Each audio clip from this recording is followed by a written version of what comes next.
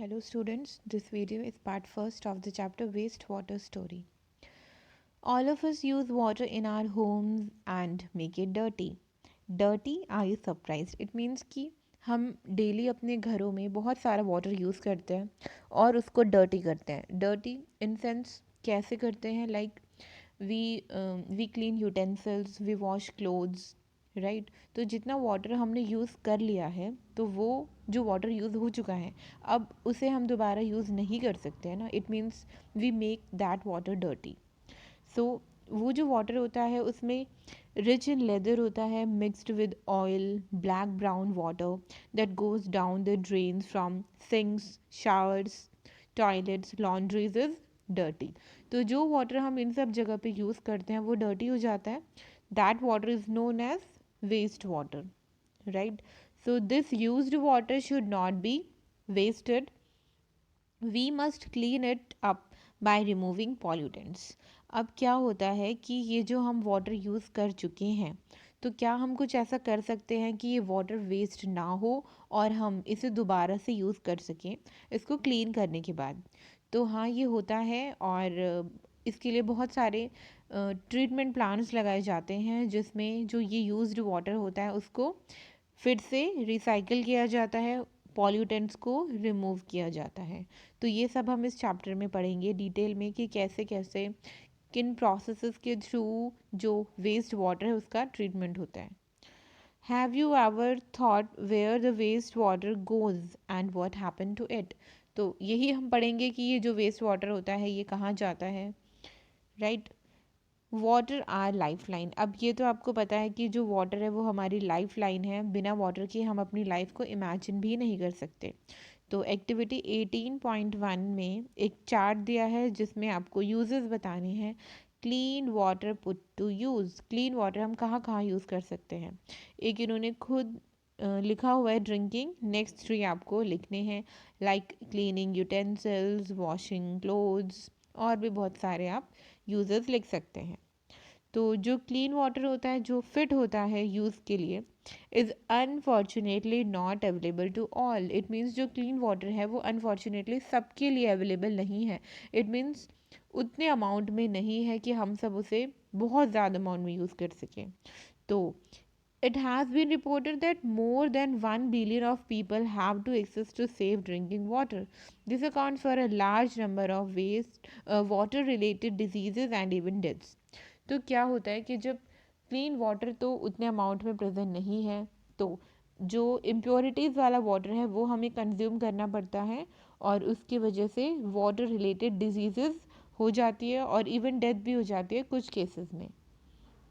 People, even children, walk for several kilometers to collect clean water, as you read in chapter 16.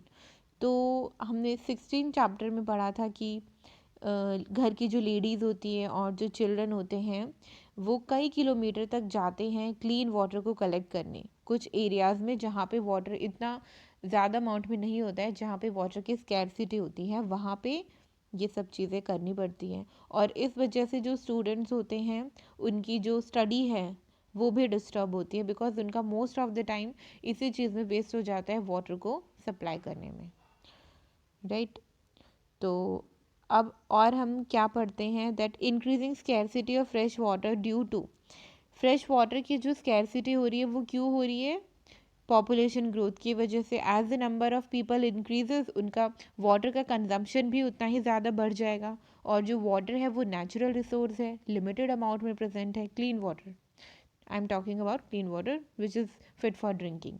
तो वो limited amount में है और day by day population growth हो रही है, पॉपुलेशन इंक्रीज़ हो रही है. तो उस वजह से जो फ्रेश वाटर है उसकी स्कैरसिटी हो रही है.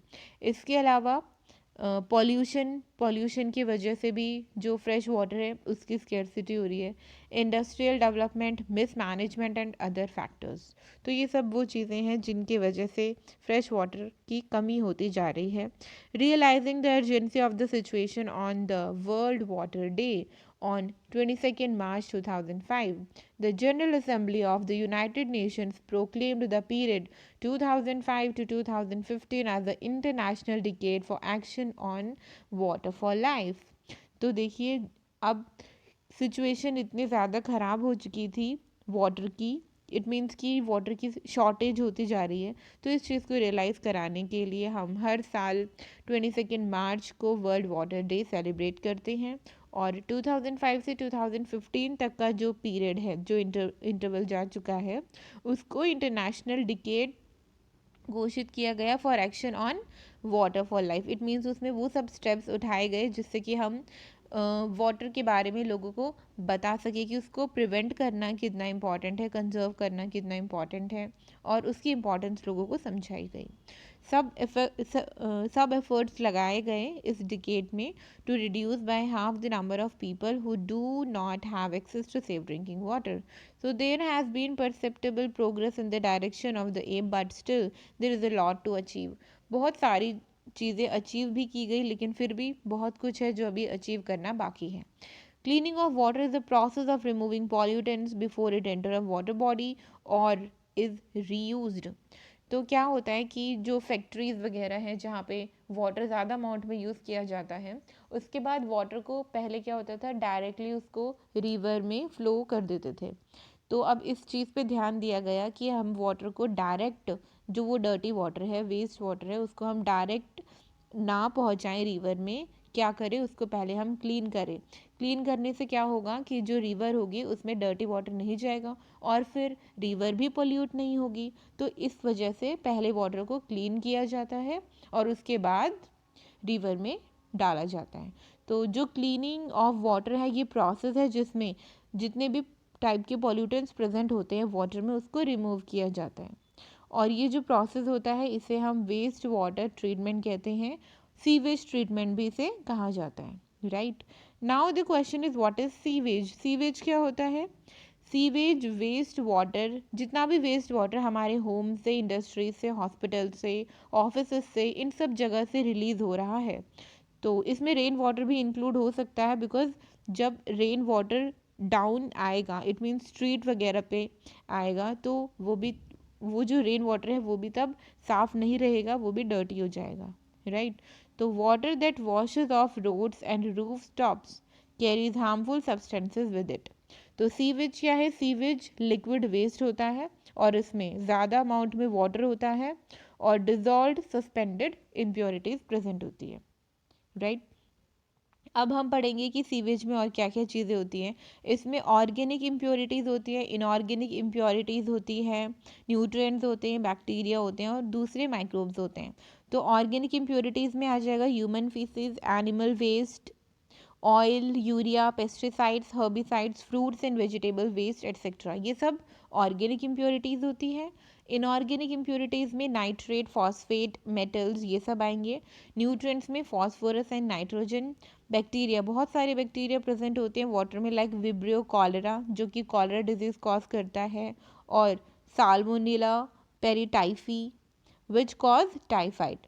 दूसरे माइक्रोब्स होते हैं प्रोटोजोन्स, जो कि डायसेंट्री डिजीज़ कॉज करते हैं।